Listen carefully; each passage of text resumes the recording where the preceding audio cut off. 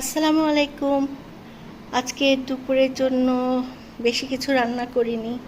চলুন দেখা যাক আজকে কি রান্না করেছি। এটা হচ্ছে চেওয়া মাছের ভুনা, হালকা ভেজে শুধু পেঁয়াজ মরিচ দিয়ে ঝাল ঝাল করে ভুনা করেছি। এটা হচ্ছে ছোলার ডাল দিয়ে ডিম,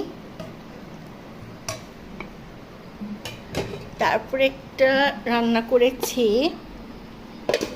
এই তো, এটা হচ্ছে চাপিলা মাছ দিয়ে টমেটো আলুর টক। এটা গরমের দিনে খেতে খুব ভালো লাগে। আর হচ্ছে ভাত।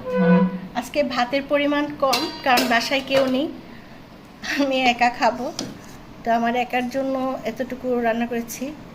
আমি বসা ভাত রান্না করি, যার কারণে ভাতটা ঠান্ডা হয়ে গেলে ঠিক এরকম হয়ে যায়। এটা আবার আপনারা কিছু মনে করবেন না।